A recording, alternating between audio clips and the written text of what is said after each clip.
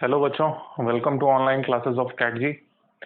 Last class में हम लोग गॉस लॉ के बारे में बात करते हुए यहाँ तक पहुँचे थे कि गॉस लॉ को यूज करते हुए किस तरह से कूलॉम्स लॉ तक पहुँच सकें एक चार्ज पार्टिकल के वजह से इलेक्ट्रिक फील्ड को कैलकुलेट करने के लिए। उसी को आगे कंटिन्यू कर रहा हूँ, उसी के साथ एग्जैक्ट आगे कंटिन्यूएशन में है। आप लिखें डिटर्मिनेशन ऑफ इलेक्ट्रिक फील्ड, बहुत इंपॉर्टेंट कंसेप्ट है। Determination of electric field due to 2 point charges. Determination of electric field due to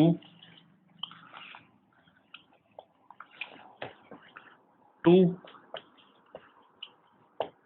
point charges. अब निकाल पाएंगे कि नहीं ये मतलब सॉल्व करने जाएंगे तब समझ में आएगा हमें, लेकिन कुछ ना कुछ यहाँ पर क्लियर तो जरूर होगा। देखो, माना कि ये एक पॉजिटिव चार्ज, ये भी एक पॉजिटिव चार्ज, दोनों के बीच में कुछ भी रहा होगा सेपरेशन। मैं इन दोनों चार्जेस के वजह से किसी भी पॉइंट यहाँ P पर कैलकुलेट करना चाहता हूँ इलेक्ट्रिक फील्ड। तो जैसा कि हम लोग पिछले केस में किए थे जहां पर कि केवल एक चार्ज हुआ करता था, यहाँ पर इस बार दो चार्जेस हैं Q और Q। सपोज सिंप्लिसिटी के लिए कि दोनों ही चार्जेस सेम है। दोबारा से वही प्रोसेस अपनाते हैं। चलो, इस तरह से एक कंस्ट्रक्शन बनाया गया और ये कंस्ट्रक्शन जो कि एक स्फीयर है, इस स्फेरिकल शेल का नाम है स्फेरिकल शेल। ओरिजिनली यहाँ पर ऑब्जेक्ट नहीं है इस स्फीयर का, दरअसल ये मात्र एक इमेजिनरी कंस्ट्रक्शन है ऐसे। तो इसी का नाम रहता है Gaussian surface.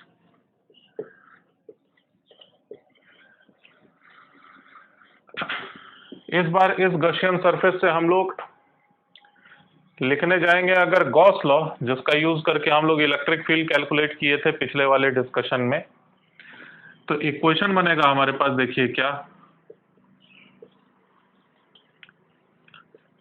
E dot D S equals to E dot D S का इस दिए हुए सरफेस S पर closed surface integral of electric field over this closed surface S will be equal to 2Q divided by epsilon not.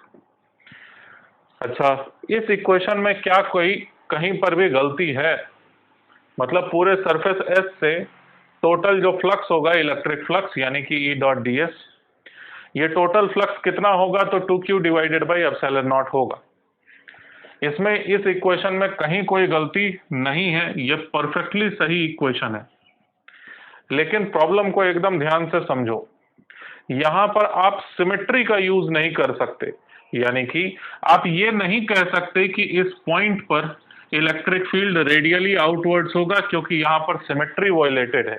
आप ये भी नहीं कह सकते कि इस पॉइंट पर जितना इलेक्ट्रिक फील्ड का मैग्नीट्यूड होगा उतना ही इस पॉइंट Q पर होगा। मतलब ये पॉइंट P1 है, सपोज ये पॉइंट P2 है, तो P1 और P2 दोनों ही पॉइंट्स पर इलेक्ट्रिक फील्ड का मैग्नीट्यूड कांस्टेंट होगा, ये कहना पॉसिबल नहीं है इस बार। ऐसा इसलिए क्योंकि इन दोनों पॉजिटिव चार्जेस के एक्सिस के अलोंग ये वाला पॉइंट है और ये एक्सिस के अलोंग नहीं है। मतलब these two points are not identical points as observed by these two charges. तो इस कारण से ये क्लेम किया जाएगा कि भाई ये दोनों सिमेट्रिकल पॉइंट्स नहीं है, इस वजह से इलेक्ट्रिक फील्ड का मैग्नीट्यूड कांस्टेंट होगा, गारंटी नहीं है। और रेडियली इलेक्ट्रिक फील्ड लाइंस बाहर निकल रही होंगी, ये भी कहना पॉसिबल नहीं है। लेकिन ये इक्वेशन सही है। इस इक्वेशन के आगे आप बढ़ के, जैसा कि पिछले बार कर लिए थे हम लोग, E dot D S cos 0 degree लिख पाना ये पॉसिबल नहीं है। जब यही नहीं पॉसिबल है तो इलेक्ट्रिक फील्ड का मैग्नीट्यूड इसे इंटीग्रेशन के बाहर लिख पाना वो भी पॉसिबल नहीं होगा, क्योंकि इलेक्ट्रिक फील्ड का मैग्नीट्यूड थ्रू आउट कॉन्स्टेंट है नहीं। यहां ज्यादा कम हो सकता है, यहां ज्यादा कम, यहां ज्यादा कम, कुछ भी हो सकता है। इसलिए इसको एक्सपेंड करके इंटीग्रेशन के अंदर इलेक्ट्रिक फील्ड के मैग्नीट्यूड को बाहर निकाल पाना पॉसिबल नहीं है यहां पर। तो देखो सीखने को क्या मिला। Gauss law is very well applicable here. Gauss law एकदम अच्छे से यहाँ पर काम कर रहा है, कोई दिक्कत नहीं है। लेकिन आप सिर्फ गॉस लॉ का थोड़े ना इस्तेमाल करते हैं इलेक्ट्रिक फील्ड का वैल्यू कैलकुलेट करने के लिए। आप गॉस लॉ का इस्तेमाल करते हैं, साथ में सिमेट्री भी यूज कर रहे होते हैं। यहां पर सिमेट्री मिसिंग है, इस कारण से आप गॉस लॉ का यूज करके इलेक्ट्रिक फील्ड वाले रिजल्ट तक नहीं पहुंच पाएंगे। तो यहां पर पहुंचने के बाद यहां तक इक्वेशन लिख देने के बाद फिर मेंशन करो कि since symmetry is not present throughout the Gaussian surface, since symmetry is not present throughout the Gaussian surface,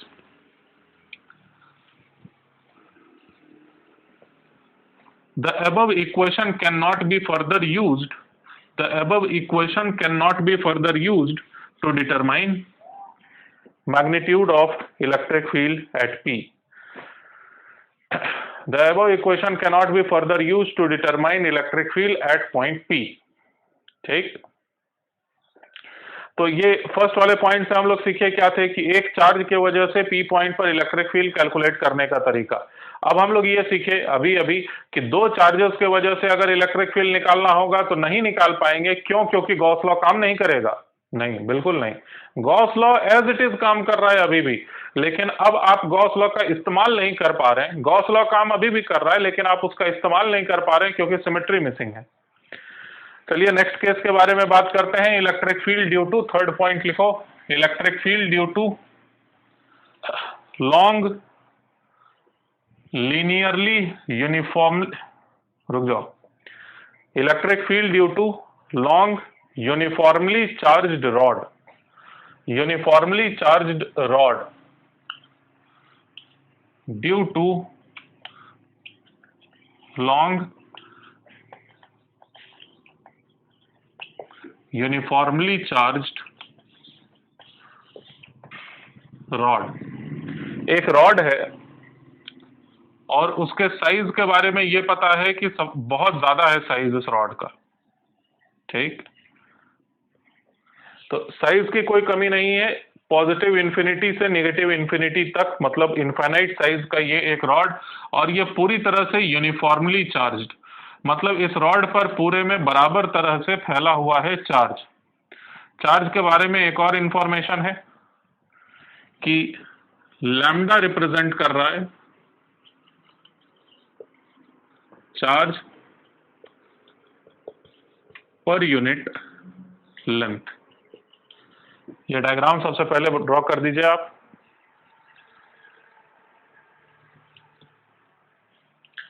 तो ये जो यूनिफॉर्मली चार्ज रॉड है जिस पर कि चार्ज पर यूनिट लेंथ लैम्डा दिया हुआ है, इसके वजह से हम लोग कैलकुलेट करना चाहते हैं, इस रॉड से कैलकुलेट करना चाहते हैं आर डिस्टेंस पर, सपोज इस पॉइंट P पर इलेक्ट्रिक फील्ड हम लोग कैलकुलेट करना चाहते हैं।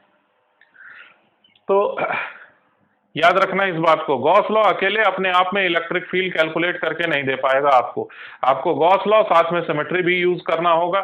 सिमेट्री अगर मिसिंग होगा तो गॉस लॉ सही रहेगा, लेकिन आप इलेक्ट्रिक फील्ड के मैग्नीट्यूड तक नहीं पहुंच पा रहे होंगे। तो आपको हमेशा ही एक ऐसा गॉसियन सरफेस कंसिडर करना ही होता है जिसमें सिमेट्री प्रॉपरली यूज हो जाए। तो यहां पर स्फेरिकल गॉसियन सरफेस अगर कंसिडर करोगे तो उसमें सिमेट्री मेंटेन नहीं रहने वाला है। कैसे डिसाइड करेंगे कि गॉसियन सरफेस किस तरह का लिया जाना चाहिए? तो उसका एक सिंपल सा तरीका है कि कोई तरीका नहीं है, आपको एक्सपीरियंस से पता करना होगा। यही तरीका है, मतलब ढेर सारे क्वेश्चंस किए हुए रहेंगे जिससे कि हमें एक्सपीरियंस हो जाएगा कि कब कौन से सिचुएशन में किस तरह का गॉसियन सरफेस कंसिडर किया जाना चाहिए। यहां पर के बारे में मैं बात कर रहा हूं, पहले तो ये क्लियर रहना चाहिए, हमें इस पॉइंट P पर कैलकुलेट करना है इलेक्ट्रिक फील्ड को जो कि r डिस्टेंस पर है। तो गॉसियन सरफेस किस तरह से लिया जाएगा, देखो इसके बारे में हम लोग अलग से लिखेंगे भी कि गॉसियन सरफेस क्या है। गॉसियन सरफेस इस बार एक सिलेंडर है, ऐसा देखो,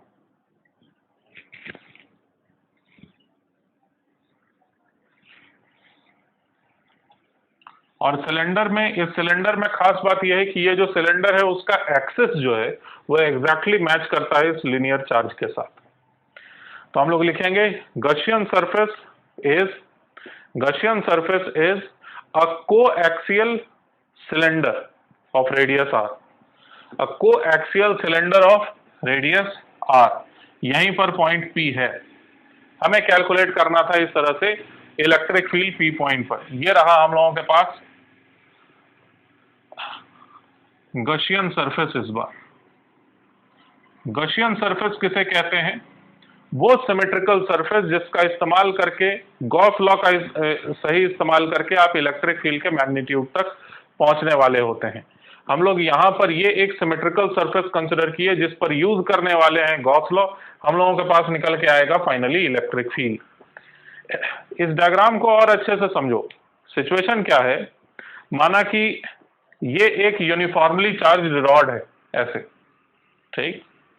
तो गॉसियन सरफेस कैसा है? तो गॉसियन सरफेस इस तरह से इसके सराउंडिंग में ऐसे करके, ये एक गॉसियन सरफेस ऐसे है, मान लो ऐसे करके, दोनों का एक्सिस एग्जैक्टली सेम है और इस पॉइंट पर हम लोग कैलकुलेट करना चाह रहे हैं इलेक्ट्रिक फील्ड। तो पहले तो आपको यह बात समझना होगा कि इस यूनिफॉर्मली चार्ज्ड रॉड के वजह से इलेक्ट्रिक फील्ड लाइंस होंगी कैसी। तो पहले डायग्राम में समझने की कोशिश करो। इस चार्ज के वजह से सिमेट्री का हम लोग यूज करने वाले हैं, तो पहले मेंशन कर लेते हैं। यूजिंग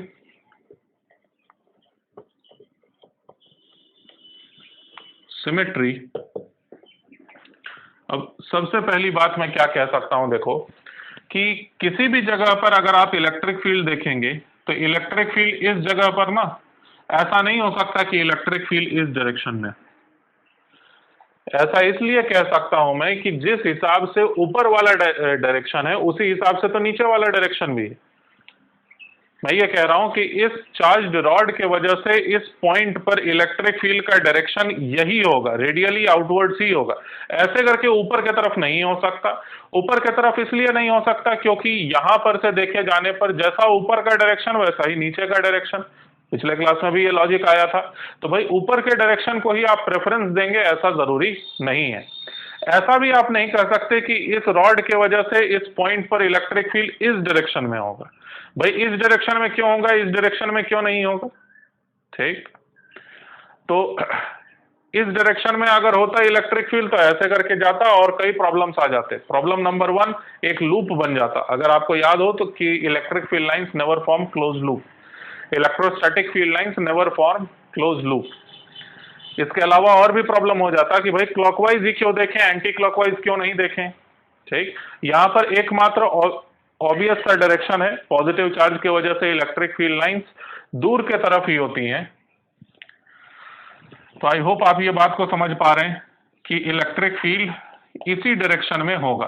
और ये हम लोग कैसे कह पा रहे हैं, तो सिमेट्री का यूज करके, क्योंकि और कोई भी डायरेक्शन सिमेट्रिकल यहां पर है नहीं। तो electric field is radially outwards. ऊपर के डायरेक्शन या नीचे के डायरेक्शन को प्रेफरेंस इसलिए नहीं दे सकते क्योंकि चार्ज को देखो, ऊपर में भी इनफाइनाइट चार्ज है, नीचे में भी इनफाइनाइट चार्ज है। तो जितना ऊपर चार्ज उतना ही नीचे चार्ज। अगर फाइनाइट रॉड होता, अगर फाइनाइट रॉड अगर रहता तो हम लोग ऐसा कह सकते थे कि इलेक्ट्रिक फील्ड ऊपर या नीचे की तरफ हो सकता है, लेकिन ये तो इनफाइनाइट रॉड दिया हुआ है यहाँ पर, ठीक। ये पहला पॉइंट आई होप क्लियर है। अच्छा, ये भी आपको समझना चाहिए कि इलेक्ट्रिक फील्ड जो की है मैं हर जगह पर बता दिया कि रेडियली आउटवर्ड्स। इन सभी जगहों पर देखेंगे तो इलेक्ट्रिक फील्ड ऐसे करके बाहर की तरफ।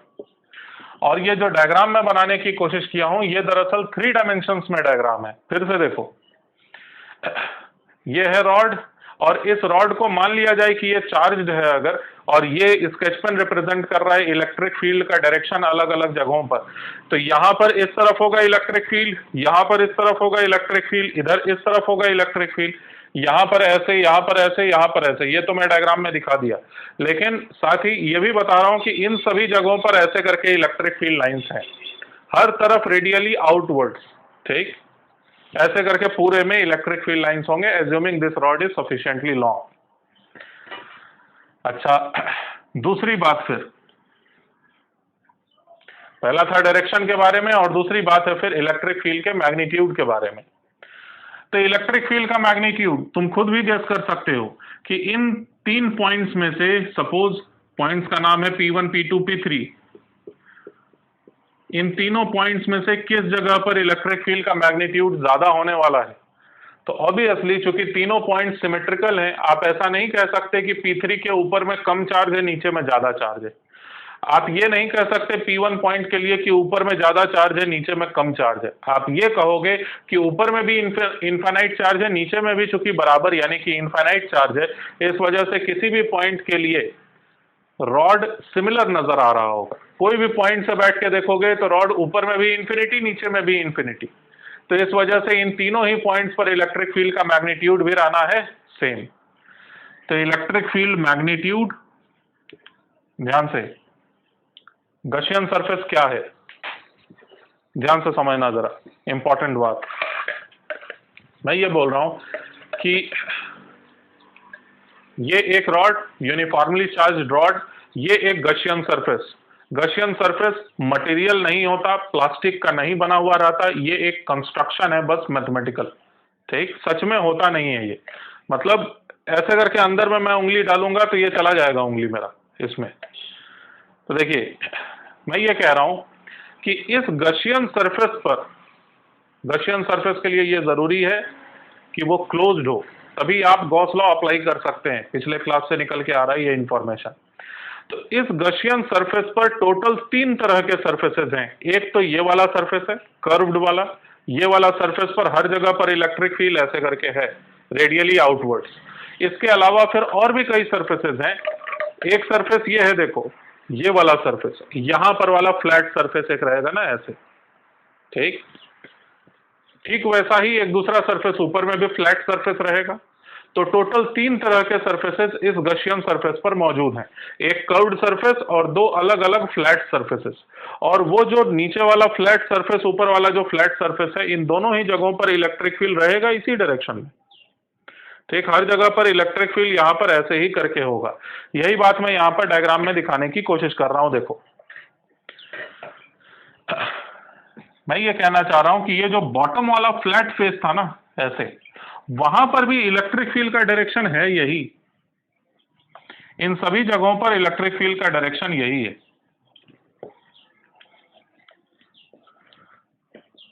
तो क्या मैं ये बोला हूं कि P1 पॉइंट और P4 पॉइंट, सपोज इन दोनों पॉइंट्स पर इलेक्ट्रिक फील्ड का मैग्नीट्यूड सेम रहेगा? क्या मैं ये बोल रहा हूं? नहीं, these 2 points are not similar. आप ये नहीं कह सकते कि P1 और P4 पर भी सेम होगा। हाँ, P1, P2, P3 इन तीनों पॉइंट्स पर इलेक्ट्रिक फील्ड का मैग्नीट्यूड सेम रहेगा। क्या पता इलेक्ट्रिक फील्ड डिस्टेंस पर डिपेंड करता हो, ज्यादातर बार तो यही होता है कि डिस्टेंस पर डिपेंड करता है। तो अगर ज्यादा डिस्टेंस रहेगा, इलेक्ट्रिक फील्ड कम या ज्यादा भी हो सकता है। ये वाला पॉइंट तो नजदीक है इस चार्ज के, इस वजह से हो सकता है कि कम ही हो, ज्यादा हो इलेक्ट्रिक फील्ड, कुछ भी हो सकता है। तो इन 2 पॉइंट्स को मैं रिलेट नहीं कर रहा हूं। मैं सिर्फ ये लिखना चाहता हूं कि इलेक्ट्रिक फील्ड का मैग्नीट्यूड इक्वल्स टू कांस्टेंट, लेकिन कहां पर? ऑन कर्व्ड फेस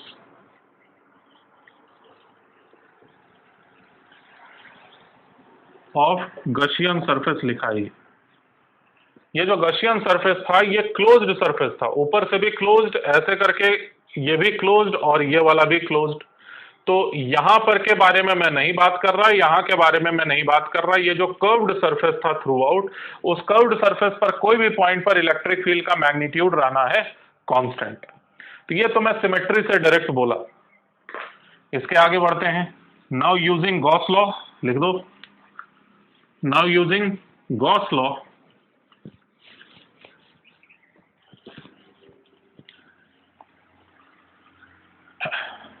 डायग्राम में एक छोटा सा इंफॉर्मेशन छूट गया है, बस आप इतना लिख दीजिए कि इसका जो साइड लेंथ है, मतलब हाइट है, या हाइट को L दिखा दो। चलो, ये पॉइंट P यहां से शुरुआत किए थे हम लोग, ये पॉइंट P यहां पर है, ठीक।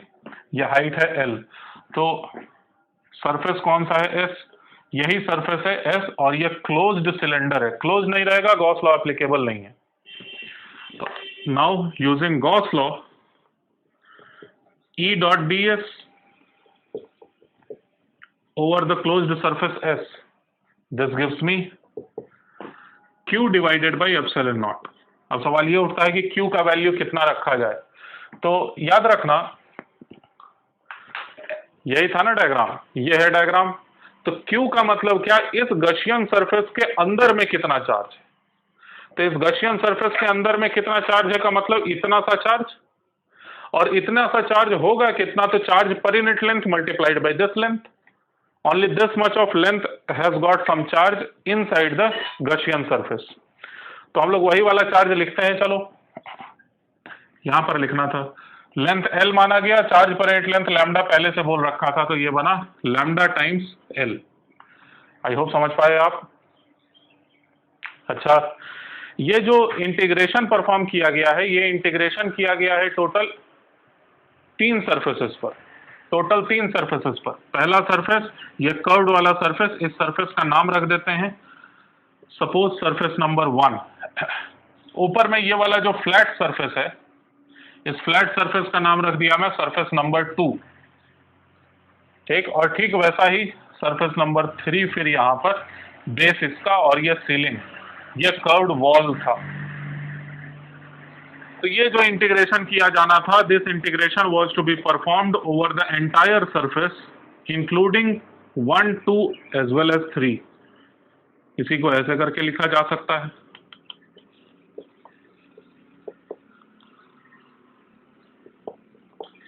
ध्यान देने वाली बात कि अब मैं इंटीग्रेशन का वो जो सर्कल वाला सिंबल था, उस सर्कल वाले सिंबल को हटा दिया। अच्छा, इक्वल टू में वो लिखा हुआ है अभी भी, lambda L divided by epsilon not. Circle वाला सिंबल क्यों हटा दिया, क्योंकि ये इंटीग्रेशन का सिंबॉलिकली मतलब ये था कि पूरे सरफेस S पर जब तक पूरा सरफेस कवर ना हो जाए, क्लोज्ड सरफेस था।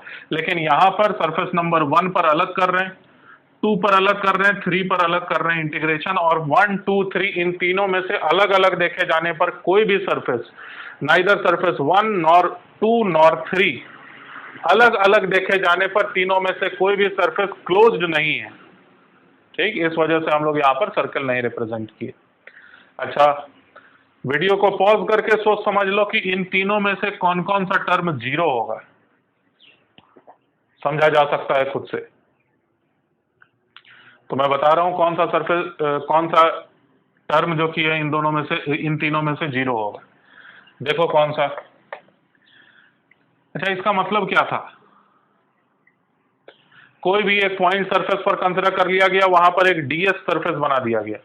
डीएस सरफेस जब बनाएंगे तो डीएस सरफेस का डायरेक्शन उस सरफेस एरिया के परपेंडिकुलरली आउटवर्ड्स लिया जाता था, सब पिछले क्लास में एक्सप्लेन्ड है।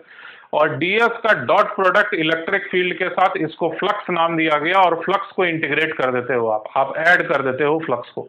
तो देखिए यही बात, यहां पर सरफेस अगर तुम लेते हो तो डीएस ऐसे आएगा, और डीएस का डायरेक्शन क्या माना जाएगा, ऊपर के तरफ, perpendicular to the surface and away from the volume, इस वॉल्यूम के बाहर के तरफ, दूर के तरफ, और परपेंडिकुलर टू द सरफेस, ऐसे डीएस रहा। और जबकि यहां पर इलेक्ट्रिक फील्ड का डायरेक्शन क्या है, तो इलेक्ट्रिक फील्ड तो ऐसे है। आई होप आप समझ गए होंगे अभी तक। पूरे सरफेस नंबर 2 पर कहीं पर भी डीएस तुम ले लो, electric field tangential to the surface होगा, और डीएस जो कि परपेंडिकुलर टू द सरफेस होगा। दो लॉजिक को ध्यान से सुनना, याद करो इस बात को। पिछले क्लास में जब मैं पहली बार गॉस लॉ के बारे में बता रहा था, तो मैं ये बोला था कि E डॉट ds एक ऐसा मैथमेटिकल ऑब्जेक्ट है जो हमें बताता है कि इलेक्ट्रिक फील्ड लाइंस किसी क्लोज्ड सरफेस के एंटर कर रही है या एग्जिट कर रही है इलेक्ट्रिक फील्ड लाइन, या फिर जस्ट टच करके चली जा रही है। तो याद करो, जब क्लोज्ड सरफेस S को electric field line just touch करके जा रहा होगा, तो जहां पर टच हुआ वहां पर E डॉट ds का वैल्यू 0 आया था, ठीक। तो वही बात मैं बता रहा हूं कि इस खास जगह पर इलेक्ट्रिक फील्ड लाइन इस गशियन सरफेस को न तो एंटर कर रही है, न तो एग्जिट कर रही है, वो जस्ट सरफेस के अलोंग टच करते हुए टेंजेंशियल टू द सरफेस चलते चली जा रही है इलेक्ट्रिक फील्ड लाइन। इस कारण से यहां पर E डॉट ds देखे जाने पर 0 आना। दूसरा कारण, सिंपल कारण, कि E वेक्टर और ds वेक्टर म्यूचुअली परपेंडिकुलर होने की वजह से उनका डॉट प्रोडक्ट हो जाना है 0। जो लॉजिक मैं यहां पर बता रहा हूं, ठीक वही लॉजिक यहां पर भी वैलिड है। अगर ds ऐसे कंसिडर कर लिया जाएगा तो समझ में आ जाएगा। इलेक्ट्रिक फील्ड यहाँ पर भी ऐसे और ds ऐसे, तो अभी भी तो परपेंडिकुलर ही हुआ। यहाँ पर भी इलेक्ट्रिक फील्ड लाइंस न तो क्लोज सरफेस के अंदर जा रही हैं न तो क्लोज सरफेस से एग्जिट कर रही हैं, ये जस्ट सरफेस को टच करते करते ऐसे टेंजेंशियली टच करते हुए चलते चली जा रही हैं। तो यहाँ पर भी इलेक्ट्रिक फील्ड का सरफेस इंटीग्रल 0 ही आना है। तो मैं यही कहना चाह रहा था कि ये दोनों टर्म्स ऑटोमेटिकली 0 है। इन दोनों को सेट करिए 0, लिखिए 0, और कारण उसका लिखिए कि दोनों ही फ्लैट सरफेसेस पर ds एलिमेंट और इलेक्ट्रिक फील्ड उस जगह पर दोनों ही म्यूचुअली परपेंडिकुलर है।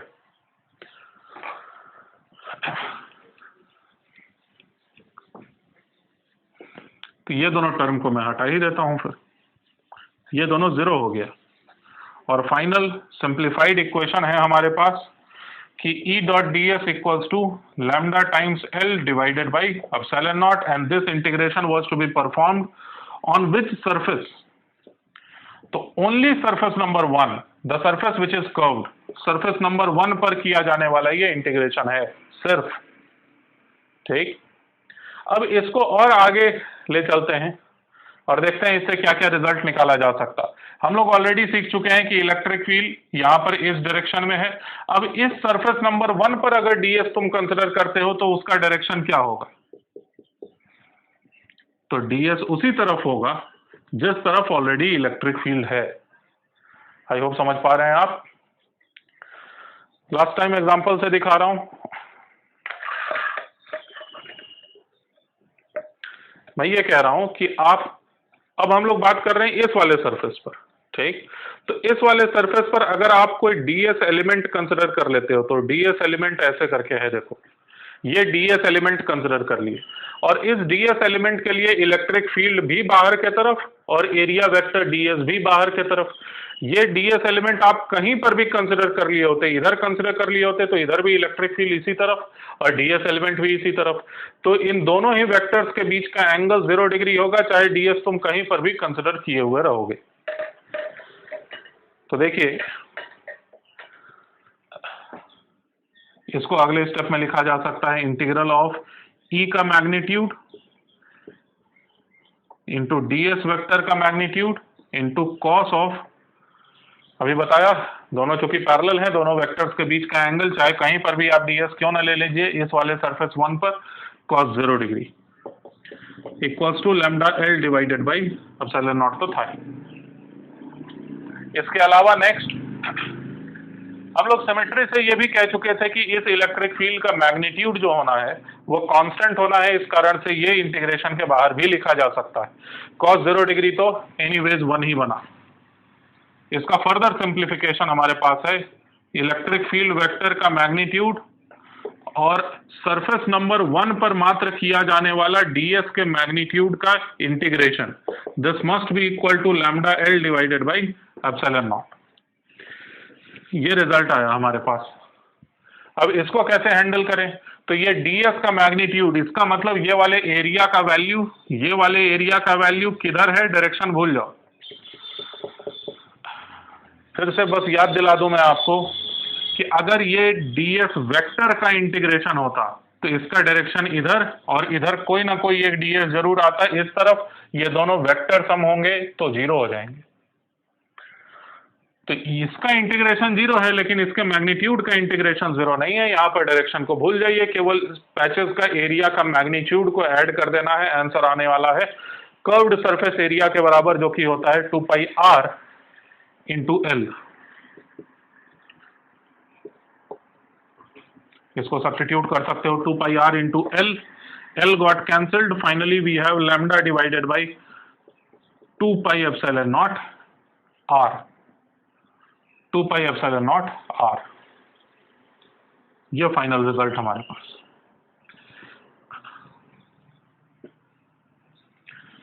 किसी एग्जाम में पूछा जाए चाहे ना पूछा जाए, आपको ये एकदम अच्छे से समझ में आना ही चाहिए कि भाई किस तरह से आपने गॉस लॉ का सही इस्तेमाल करके, हमें कहीं पर भी कूलॉम्स लॉ यूज ही नहीं करना पड़ा, ना तो प्रिंसिपल ऑफ सुपरपोजिशन यूज करना पड़ा।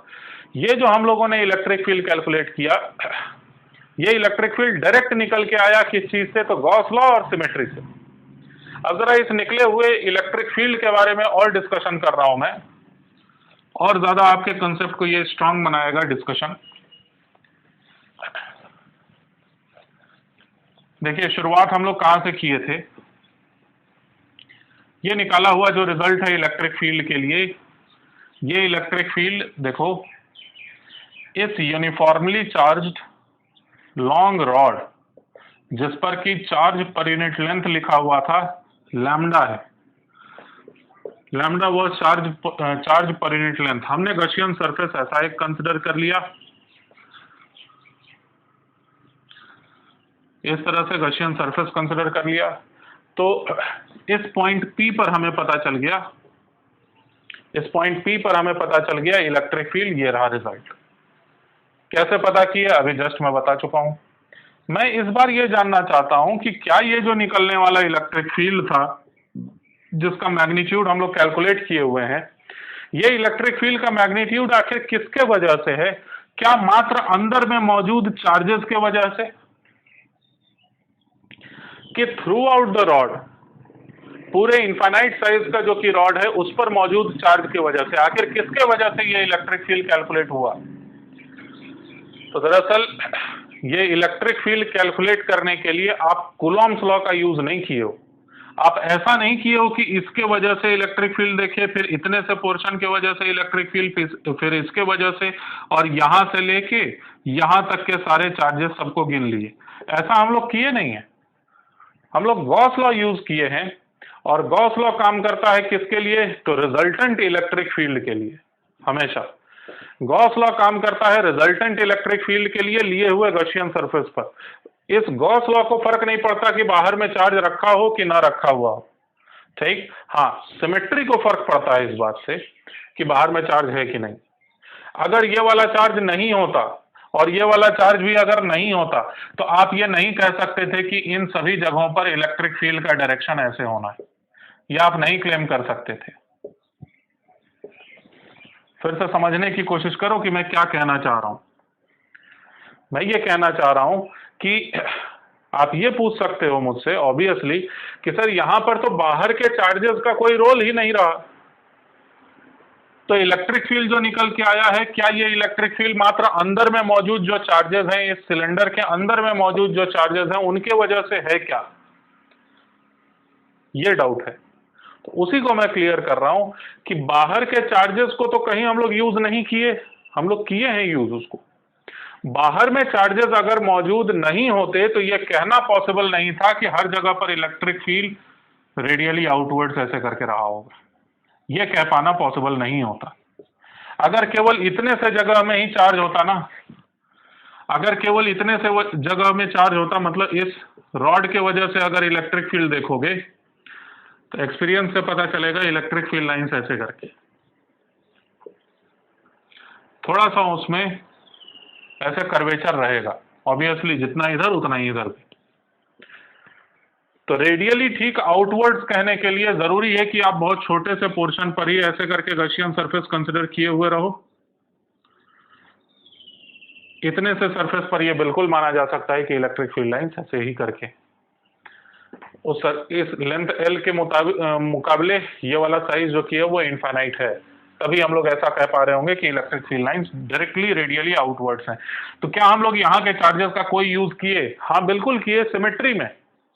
इस वजह से ये जो निकला हुआ इलेक्ट्रिक फील्ड का मैग्नीट्यूड है, ये एंटायर रॉड के वजह से एक साथ, या तो तुम ऐसे समझ लो कि इस लेंथ एल का कहीं पर भी तो जिक्र ही नहीं है इस फाइनल आंसर में, तो एल का वैल्यू कुछ भी हो फर्क नहीं पड़ता है आंसर को, यानी कि एल को सेट कर दो कुछ भी, तो यानी पूरा साइज ले लो, ठीक।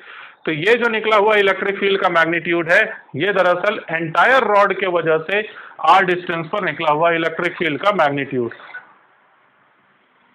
तो आई होप आप समझ सके। नेक्स्ट एक एग्जांपल कंसिडर करते हैं, देखते हैं उसमें क्या सीखने को मिलता है। Due to long uniformly charge rod था, अब लिखो electric field due to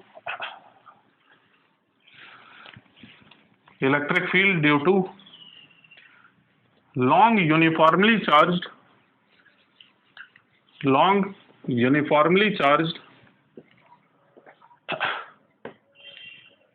hollow cylinder ये है फोर्थ हो गया था, फिफ्थ चल रहा है, 1 2 3 नहीं फोर्थ चल रहा है शायद, पता नहीं। ड्यू टू हॉलो सिलेंडर, आप मेंशन जरूर करिएगा, due to uniformly charged long hollow sphere, ठीक। तो इसके वजह से हम लोग इलेक्ट्रिक फील्ड के बारे में डिस्कशन कर रहे होंगे। तो यूनिफॉर्मली चार्ज्ड हॉलो स्फीयर मतलब क्या, इस बार क्या है सिचुएशन कि थोड़ा सा इमेजिनेशन रखना होगा आपको, ये जो चीज तुम देख रहे हो ये खुद ही रिप्रेजेंट कर रहा है वो हॉलो सिलेंडर। इस बार ये चार्ज है, पिछले बार इसको गॉसियन सरफेस की तरह ट्रीट कर रहे थे, इस बार क्या है कि ये जो कि है चार्ज है और पूरे सरफेस पर ऐसे करके फैला हुआ है चार्ज, ठीक। अब फर्क क्या है इस वाले 3D डायग्राम में और यहाँ पर जो बनने वाला डायग्राम है, उसमें फर्क बस ये है कि इसका साइज एक्चुअली में इनफाइनाइट होना था, साइज लॉन्ग होना था, ठीक। ये एक हॉलो स्फीयर है, हॉलो सिलेंडर है और सरफेस पर मौजूद है चार्ज। सरफेस पर चार्ज मौजूद है, इसका क्या मतलब निकला, सरफेस पर चार्ज मौजूद है मतलब यहां पर ऐसे ऐसे करके पॉजिटिव चार्ज फैला हुआ है और ये माना जाएगा कि एरिया पर फैला हुआ चार्ज है ऐसे। तो इस पिछले बार लिए थे चार्ज पर यूनिट लेंथ, इस बार हम लोग कंसिडर कर रहे होंगे चार्ज पर यूनिट एरिया, चूंकि एरिया पर फैला हुआ चार्ज। तो पहले डायग्राम से हम लोग डायरेक्ट आंसर तक नहीं पहुंचेंगे, पहले तो सिचुएशन को समझने के लिए एक डायग्राम है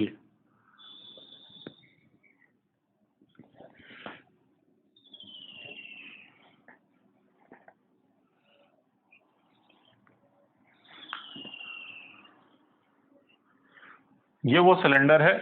अच्छा, एक और बात कि इसका साइज जो है उसका कोई कमी नहीं, साइज एक्सटेंड कर रहा है अप टू इंफिनिटी, ठीक। I hope in dotted lines से आप समझ जाएंगे कि ये एक्सटेंड करने वाला है इंफिनिटी तक। अच्छा, इस पर पूरे में फैला हुआ है इस तरह से यूनिफॉर्म तरह से चार्ज। यूनिफॉर्मिटी अगर नहीं रहेगी आप सिमेट्री क्लेम नहीं कर सकते, गॉस लॉ काम तो करेगा लेकिन उसका यूज करके इलेक्ट्रिक फील्ड नहीं निकाल पाओगे, तो सिमेट्री होना जरूरी था। इसीलिए कह रहा हूं कि ये एक यूनिफॉर्मली चार्ज्ड रॉड है, यूनिफॉर्मली चार्ज सिलेंडर है। अच्छा, फिर कहा जाएगा सिग्मा इक्वल्स टू चार्ज पर यूनिट एरिया है इस बार। अच्छा, हमें कैलकुलेट करना है इलेक्ट्रिक फील्ड इस सिलेंडर के वजह से दो अलग अलग एनालिसिस के साथ। पहला एनालिसिस रहेगा बाहर के किसी एक पॉइंट के लिए, पॉइंट नंबर P, सपोज इसका नाम रख दिया मैं P, ठीक है। डिस्टेंस है इसका एक्सिस से, इस सिलेंडर के एक्सिस से डिस्टेंस है r का, और ये जो सिलेंडर है इसका भी रेडियस आप रिप्रेजेंट करेंगे, इसका रेडियस है कैपिटल R, ठीक। हम लोग r के डिस्टेंस पर एक्सिस से देख रहे हैं और पहले केस में मैं बात कर रहा हूँगा कि एक्सिस से स्मॉल r के डिस्टेंस पर सच दैट फर्स्ट केस रहेगा small r is greater than capital R और सेकंड केस ऑब्वियसली रहेगा कि small r is less than capital R। इसका मतलब ये हुआ कि P पॉइंट अब की बार बाहर में नहीं, इस सिलेंडर के अंदर ही हो गया, ठीक। मैं ये कह रहा हूं कि ये जो सिचुएशन है कि इस पर पूरे में फैला हुआ है चार्ज, एक बार हम लोग बाहर के इलेक्ट्रिक फील्ड के बारे में बात कर रहे हैं और दूसरे केस में अंदर के ही इलेक्ट्रिक फील्ड, अंदर में किसी भी एक जनरल पॉइंट पर मौजूद इलेक्ट्रिक फील्ड के बारे में बात कर रहे होंगे। तो हम लोग इस डायग्राम में डिस्कशन नहीं करेंगे, ये अननेसेसरली कॉम्प्लिकेटेड हो जाएगा। थोड़ा सा बस अटेंटिव रहना, हम लोग इधर से इसको देखेंगे, ठीक है, ताकि ये एकदम क्लियर डायग्राम में ये पॉइंट साइड में दिखे और वो सेंटर में दिखे, या सेंटर से थोड़ा सा डिफ्लेक्टेड लेकिन सिलेंडर के अंदर में दिखे। तो हम लोग दूसरा डायग्राम का यूज करने वाले हैं गॉस लॉ अप्लाई करने के लिए, लेकिन गॉसियन सरफेस वगैरह पहले तुम इसी जगह पर देख लो। ये डायग्राम आपके पास सबसे पहले होना चाहिए और सबसे पहला डिस्कशन ये है, ठीक। Small r is greater than capital R। ऐसे सिचुएशन में गॉसियन सरफेस कहां पर लिया गया, तो गॉसियन सरफेस खुद ये है। गॉसियन सरफेस दोबारा से एक सिलेंडर ही है, और वो सिलेंडर और भी बड़ा सा सिलेंडर जिसका रेडियस कैपिटल आर से भी ज्यादा है। इस बार गॉसियन सरफेस का जो रेडियस है वो स्मॉल आर के बराबर है, और इसी डायग्राम में आप गॉसियन सरफेस दिखा दीजिए। फर्स्ट पार्ट हम लोग कर रहे हैं अभी।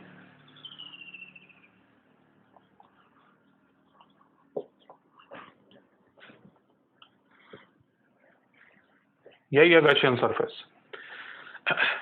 तो अब इस एंटायर असेंबली को मैं 90 डिग्री से टर्न करके एक नया डायग्राम बनाने जा रहा हूं।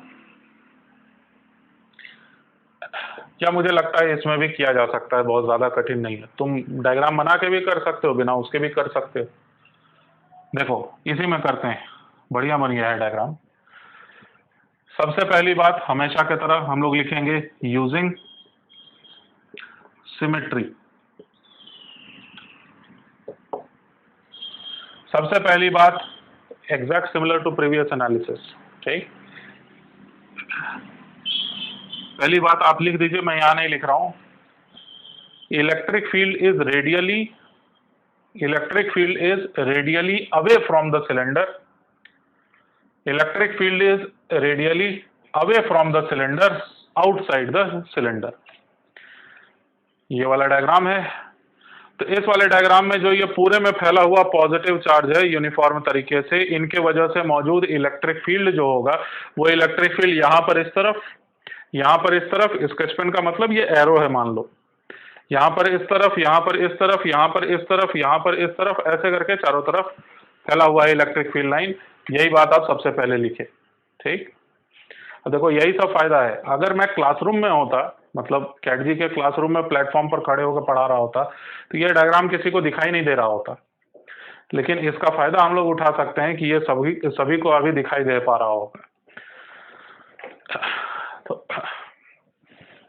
तो मेरे लिए थोड़ा सा सहूलियत हो जाएगा पढ़ाने में कि इन सभी जगहों पर इलेक्ट्रिक फील्ड का डायरेक्शन ये रहेगा। दूसरी बात, वो भी आप जानते हैं पहले से, इलेक्ट्रिक फील्ड का मैग्नीट्यूड पूरे गॉसियन सरफेस पर कांस्टेंट रहेगा क्या? नहीं, गॉसियन सरफेस के कर्व्ड वाले फेस पर। गॉसियन सरफेस क्लोज्ड है, गॉसियन सरफेस ओपन नहीं रहता। अगर ओपन है तो आप गॉस लॉ अप्लाई ही नहीं कर सकते, तो किस बात का गॉसियन सरफेस पे? गॉसियन सरफेस वो सरफेस होता है जिस पर गॉस लॉ अप्लाई करते हैं हम लोग। अगर मैं कह रहा हूं कि ये गॉसियन सरफेस है तो ये क्लोज्ड है, मतलब यहां भी एक फ्लैट सरफेस है, ये एक कर्व्ड सरफेस है, और ये दोबारा से नीचे का फ्लोर इसका, ये भी एक फ्लैट सरफेस है। तो सेकंड पॉइंट हम लोग ये लिख रहे थे, इलेक्ट्रिक फील्ड का मैग्नीट्यूड कांस्टेंट रहेगा throughout the curved surface. Electric field magnitude equals to constant throughout the curved surface of Gaussian surface. ठीक है, ये तो सिमेट्री वाली बात हो गई। इसके बाद फिर क्या लिखा जाता है? Using Gauss law, E dot D S. थोड़ा सा अभी इसमें चेंज भी लाना पड़ेगा, मैं शुरुआत से सोचा नहीं था अच्छे से। E डॉट डी एस का वैल्यू जो आने वाला है वो क्या आने वाला है, ये पहले देख लीजिए आप। ये मैं लिखा हूं ना सिग्मा, सिग्मा रिप्रेजेंट कर रहा है खुद चार्ज पर यूनिट एरिया। इसको मैं बदल के यहां पर चार्ज पर यूनिट लेंथ लिखने वाला हूं। देखो कैसे, मतलब इस डायरेक्शन में अगर लेंथ कंसिडर कर ले रहे हैं हम लोग, तो इस पूरे स्ट्रिप में कितना चार्ज मौजूद है पर यूनिट लेंथ। मैं ये कह रहा हूं कि अगर लेंथ L ले लिया जाता है तो ये चार्ज गिन के कुछ ना कुछ तो आएगा पूरे स्ट्रिप L में, L जिसका हाइट, वो जो भी टोटल चार्ज निकल के आया पर यूनिट L, इसी को मैं नाम दे रहा हूं चार्ज पर यूनिट लेंथ। दोबारा से फैला हुआ है एरिया में चार्ज, लेकिन इस डायरेक्शन में लेंथ अगर देख रहे हैं हम लोग, तो इस लेंथ L में टोटल चार्ज कितना है, वो अगर Q है तो Q पर यूनिट L देख रहा हूं मैं। इसको मैं नाम दे देता हूं लैम्डा। ऐसा मैं इसलिए कर रहा हूं ताकि पिछले वाले एनालिसिस से डायरेक्ट आपको रिजल्ट निकल के आता हुआ नजर आए। जैसे पिछला वाला क्वेश्चन किए थे एग्जैक्ट उसी का रिवीजन चल रहा है, यही मान लो। तो मैं लिखने जा रहा हूं लैम्डा मल्टीप्लाइड बाई L। सीधे सिग्मा लेके किए होते तो क्या होता, तो सिग्मा मल्टीप्लाइड बाई लिखना पड़ा होता 2 pi capital R into L, sigma into 2 pi R into small L। लेकिन उसके बिना चार्ज पर यूनिट लेंथ से भी किया जा सकता है। इतने से लेंथ में जितना चार्ज है पर यूनिट लेंथ, उसी को चार्ज पर यूनिट लेंथ नाम दिए, divided by obviously epsilon not. Next step क्या होना है कि भाई ये रिप्रेजेंट कर रहा है टोटल सरफेस S पर मौजूद फ्लक्स। और ये सरफेस खुद बना हुआ है 3 अलग अलग सरफेसेस से, जैसा पहले किए हुए थे। ये रहा कर्व्ड सरफेस, ये रहा फ्लैट सरफेस, ये भी फ्लोर इसका, ये भी रहा फ्लैट सरफेस। आई होप समझे आप। तो 2 और 3 पर दोबारा से इलेक्ट्रिक फ्लक्स का वैल्यू जो सेट है वो है 0। तो यहां पर जो सरफेस के लिए इंटीग्रेशन बचेगा वो सिर्फ फर्स्ट वाले फेस से बचेगा, और फर्स्ट वाले फेस पर हर जगह पर इलेक्ट्रिक फील्ड रेडियली आउटवर्ड है और मैग्नीट्यूड है कांस्टेंट। इन दोनों बातों का यूज करके मैं फिर लिख सकता हूं इसे, इलेक्ट्रिक फील्ड का मैग्नीट्यूड देन ds के मैग्नीट्यूड का इंटीग्रेशन करोगे अगर through out the surface number 1, तो जो रिजल्ट आना है वो क्या है,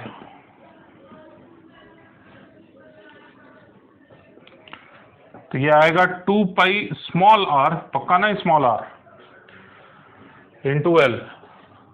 स्मॉल r ही होगा ना, ये वाला सरफेस का एरिया हम लोग लिख रहे हैं बस, तो स्मॉल r से ही डिसाइड होगा।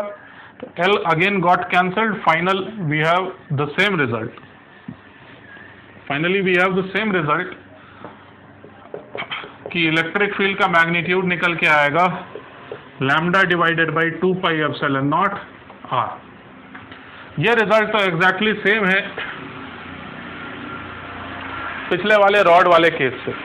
तो इसका मतलब ये निकला, इस बात को हम लोग लिखेंगे भी प्रॉपरली, कि ये जो यूनिफॉर्मली चार्ज्ड हॉलो सिलेंडर था, इसके वजह, प्रोवाइडेड ये लॉन्ग है, बार बार इसी डायग्राम पर मत जाना, साइज इतना कम नहीं है, इसका साइज काफी ज्यादा है होगा अगर लेंथ के अलॉन्ग। तो ऐसे केस में इस सिलेंडर पर जो भी चार्ज है, इसके वजह से बाहर में जो इलेक्ट्रिक फील्ड निकालना है, वो बाहर में निकालने के लिए इलेक्ट्रिक फील्ड आप ऐसा मान सकते हैं कि ये सिलेंडर हॉलो सिलेंडर नहीं, एक रॉड है जो कि खुद एक्सिस पर कंसंट्रेटेड है, ठीक, और वहां पर भी चार्ज पर यूनिट लेंथ लैम्डा ही है।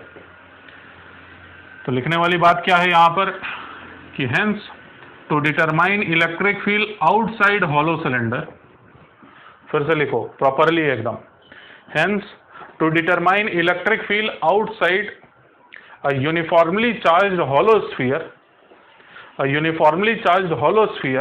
we may assume the hollow sphere कहां से आ गया, hollow cylinder है,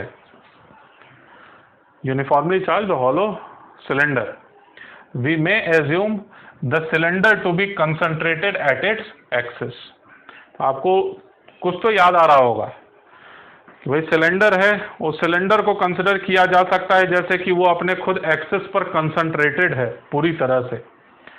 अभी थोड़ी देर में हम लोग स्फीयर के बारे में भी बात करेंगे और एग्जैक्ट सेम रिजल्ट हमें देखने को वहां पर भी मिलेगा।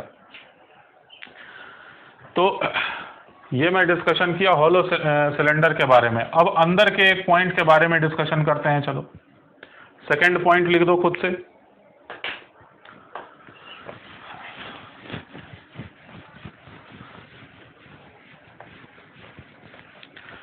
सेकेंड पॉइंट में बस इतनी बात लिख दीजिए, small r is less than capital R, small r is less than capital R।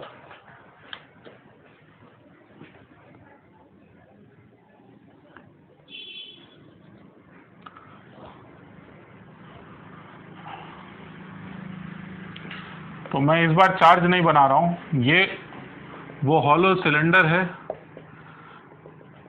बीच में शायद कई बार मैं सिलेंडर के बजाय स्फीयर बोल दिया, तो ये मेरी आदत है, अब क्या करोगे, थोड़ा अटेंटिव रहना, मेरे डायरेक्ट वर्ड्स पर मत जाओ, जो मैं डिस्कशन कर रहा हूँ उस पर, उसके लिए भी अपने दिमाग को खुला रखो, मेरे ऊपर बिल्कुल विश्वास मत करो, जो बुक्स में लिखा हुआ है बहुत सोच समझ के लिखा हुआ है उस पर विश्वास करो, और बुक को अगर नहीं पढ़ोगे, केवल यहाँ पर देखते देखते सीखने की कोशिश कर रहे होगे, तो तुमको गलतफहमी ज़रूर होगी कि तुमको समझ में आ गया, जबकि ऐसा है नहीं। जब तक क्वेश्चन आप करते नहीं हो तब तक आपको समझ में नहीं आता, ये एक फंडामेंटल रूल है। चलिए, ये जो सिलेंडर था, यहाँ तो हम लोग कई बार गलतियाँ कर देते हैं, ठीक, और आप वीडियोज़ में कमेंट्स में बता रहे होते हैं कि सर ये गलत हो गया, वो गलत हो गया, तो आप गलतियों को ढूंढ पा रहे हैं, ये बहुत अच्छी बात है। लेकिन बात यह है कि पूरी तरह से एक जगह से डिपेंडेंट होकर कभी नहीं पढ़ना चाहिए। पहली बार कोई भी चीज़ सीखो तो एक जगह से सीखो, लेकिन वो सीख गए हैं कि नहीं ये बात को कंफर्म करने के लिए अलग अलग जगह से ज़रूर क्वेश्चंस को सॉल्व करो। और जो प्रोसेस हम लोग अपनाते हैं पढ़ाई के लिए फिजिक्स का, कम से कम फिजिक्स के लिए आपको एक सेट प्रोसीजर है। क्लास में सीखना है, कोशिश ये करना है कि क्लास से भी पहले आप उस टॉपिक के बारे में पढ़ के आए। ठीक, क्लास से सीखना है। एससीबी के एक्सरसाइज के क्वेश्चंस, बुकलेट में इन चैप्टर एक्सरसाइज के क्वेश्चंस, एग्जाम्पल्स, इन सब को पूरा कंप्लीट सबसे पहले करते हैं हम लोग, और उसके बाद ही किसी भी तीसरे बुक को यूज कर रहे होते हैं। ठीक, तुमको तीसरा बुक जो रखना है रखो, लेकिन ये दो चीजों को कंप्लीट करने के बाद ही आप कोई काम करो। उससे क्या होगा कि एक बार कंसेप्ट तुम्हारा बिल्डअप हो जाएगा तो वो टूटेगा नहीं। फिर मतलब कोई गलत क्वेश्चन भी अगर तुम कर रहे होगे जो ऑलरेडी मिसकंसेप्शन वाला क्वेश्चन है, तो उससे तुम्हारे कंसेप्ट्स बिगड़ेंगे नहीं। जो ऑलरेडी इंटैक्ट बना हुआ है दिमाग में बात, वो मेंटेन रहेगा और तुम आर्ग्यूमेंट करने के लायक रहोगे कम से कम। और ये अच्छी बात है कि क्वेश्चंस में अगर आप कुछ बोल पा रहे हैं कि सर ये गलत दिया हुआ है, तो ये बहुत अच्छी बात मैं तो मानता हूँ। खैर, तो देखिए सिलेंडर के बारे में हम लोग बात कर रहे थे, और इस बार हमें डिस्कशन करना है अंदर के किसी एक पॉइंट पर, यहां पर पी पॉइंट लेके। ठीक, इस बार गॉसियन सरफेस ऐसे लेना है, इस बार गॉसियन सरफेस ऐसे लेना। तो ये जो चीज है ये सिलेंडर है, हॉलो सिलेंडर है।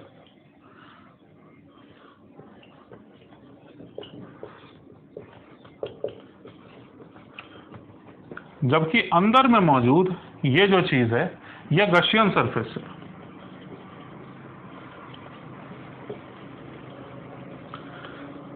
एक स्टूडेंट का ये डाउट था कि भाई जब हम लोग सबसे पहले गॉस लॉ के बारे में सीख रहे थे, मैं एग्जांपल दिया था वाटर ऐसे करके फ्लो कर रहा है और ऐसे करके एक क्लोज्ड सरफेस बनाया था। तो उसका ये डाउट था कि क्लोज्ड सरफेस के अंदर पानी गया कैसे, वो जब चारों तरफ से बंद है तो वाटर एंटर कैसे करेगा उसमें। ये बिल्कुल ऑब्वियस सा डाउट है। क्लोज्ड सरफेस जो था वो किसी मटेरियल का नहीं बना हुआ था, प्लास्टिक का नहीं बना हुआ था। ठीक, वो एक इमेजिनरी सरफेस था जो हम लोगों ने कंसिडर कर लिया था कि चलिए मान लेते हैं यहाँ पर के जगह का नाम है सरफेस एस।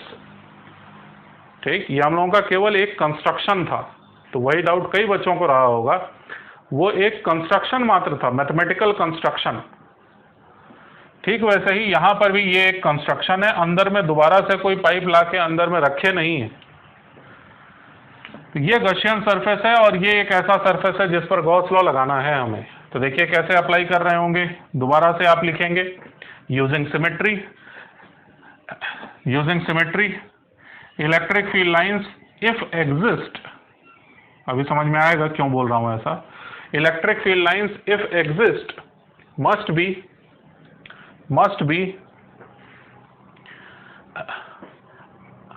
ध्यान से सुनना, ये हमें समझ में आता है बात कि भाई पॉजिटिव चार्ज तो यहां पर है और इस पॉजिटिव चार्ज से दूर की तरफ होना चाहिए इलेक्ट्रिक फील्ड लाइन, यानी कि बाहर की तरफ होना चाहिए था इलेक्ट्रिक फील्ड लाइन बाहर में, और अंदर की तरफ होना चाहिए अंदर में। लेकिन फिर भी चलो गलत मान लेते हैं। अगर गलत भी मानेंगे, अपोजिट डायरेक्शन में अगर इलेक्ट्रिक फील्ड होगा तो नेगेटिव में आंसर आ जाएगा। ठीक, तो उसके लिए परेशान नहीं होना। आप ये लिखें कि electric field if exist must be radial inside the charged cylinder, inside the charged cylinder. इस सिलेंडर के अंदर में अगर इलेक्ट्रिक फील्ड एग्जिस्ट कर रहा है तो रेडियली ही होगा, या तो रेडियली आउटवर्ड्स या तो रेडियली इनवर्ड्स। यही दो ऑप्शंस हैं। अब नेक्स्ट बात क्या है फिर देखो, दूसरी बात फिर ये थी कि इन सभी जगहों पर इलेक्ट्रिक फील्ड का मैग्नीट्यूड रहना है कांस्टेंट। आपको पता है कैसे लिखना है, हम लोग 2 बार ऐसा कर चुके हैं। फिर लिखा जाता है using Gauss law E dot ds equals to, अच्छा अब देखिए अब इस गॉसियन सरफेस के अंदर में कितना चार्ज मौजूद है। जो भी चार्ज है वो तो बाहर में मौजूद है ना, अंदर में कितना चार्ज, तो 0। तो न्यूमरेटर बना 0 डिवाइडेड बाई एप्सिलॉन नॉट। ठीक, ये रिजल्ट है हमारे पास। RHS पूरी तरह से 0 बन गया। LHS के बारे में बात कर रहा हूँ। LHS में फिर ये एक टॉप सरफेस आता है, उससे तो इलेक्ट्रिक फ्लक्स यानी E.ds का इंटीग्रेशन वो तो एनीवेज 0 है। ये वाला फिर एक बॉटम फेस आता है, उससे भी इलेक्ट्रिक फ्लक्स जो की है वो दोबारा से 0 है। तो ये दरअसल लिखा हुआ है only from the curved surface. ये जो गॉसियन सरफेस का कर्व्ड पोर्शन था मात्र उतने से लिखा हुआ है ये इलेक्ट्रिक फ्लक्स, जो कि एनीवेज बराबर है, प्रूव हो गया है 0 के। अब नेक्स्ट बात, E.ds, E और ds के बीच में एंगल कितना, 0 डिग्री या 180 डिग्री। आप 0 डिग्री मान के करेंगे, अगर इलेक्ट्रिक फील्ड अपोजिट होगा तो नेगेटिव में आ जाएगा। तो आप लिखेंगे E का मैग्नीट्यूड ds का मैग्नीट्यूड इंटू 1 यानी cos 0 डिग्री। ठीक। नेक्स्ट बात, फिर इलेक्ट्रिक फील्ड का मैग्नीट्यूड, इसे इंटीग्रेशन के बाहर लिखा जा सकता है, क्योंकि सिमेट्री से आपने क्लेम कर रखा है कि हर जगह पर इलेक्ट्रिक फील्ड का मैग्नीट्यूड, हर जगह पर नहीं, कर्व्ड सरफेस पर इलेक्ट्रिक फील्ड का मैग्नीट्यूड थ्रू आउट रहना है कांस्टेंट। ये बाहर आ गया। इसका इंटीग्रेशन करोगे कुछ तो एरिया आएगा, जो भी एरिया आए वो तो एनीवेज जाना है डिनोमिनेटर में। फाइनल आंसर बना इलेक्ट्रिक फील्ड का मैग्नीट्यूड इक्वल्स टू 0। तो सीखने को क्या मिला, हॉलो सिलेंडर के बाहर में, हॉलो सिलेंडर अगर ऐसा था तो इस हॉलो सिलेंडर के बाहर में अगर आपको पता करना है इलेक्ट्रिक फील्ड, तो इस हॉलो सिलेंडर को माना जा सकता है खुद इसके एक्सिस पर कंसंट्रेटेड। दूसरी बात, इसी हॉलो सिलेंडर के अंदर में अगर इलेक्ट्रिक फील्ड को कैलकुलेट करना है तो यह मानना होगा कि अंदर में इलेक्ट्रिक फील्ड 0 है। ठीक। अब आगे के लिए काम दे रहा हूं मैं कि आप बुकलेट की प्रॉपर हेल्प लीजिए, और ऐसे भी बुक में भी दिया हुआ है यही चीज कि एक uniformly charged sheet of charge, large sheet of charge कैसा रहेगा ये मैं बताने की कोशिश कर रहा हूं। माना कि ये कोई एक शीट ऑफ चार्ज है, इसमें पूरी तरह से फैला हुआ है चार्ज इस पूरे एरिया में, इधर भी पूरे एरिया में, मतलब एक ही एरिया है, दोनों एरिया एक ही है, लेकिन बात यही है कि इसका साइज बहुत ज्यादा है। ठीक। अब ऐसे केस में गॉसियन सरफेस कंसिडर कैसे किया जाता है, बस मैं इतना बता के आपको छोड़ रहा हूं। गॉसियन सरफेस बता दे रहा हूं, आप खुद से ही उसे मतलब बुकलेट से और एससीवी बुक से पढ़ने की कोशिश करोगे एकदम अच्छे से। कोशिश क्या, पढ़ोगे ही, मैं इसको बता ही नहीं रहा।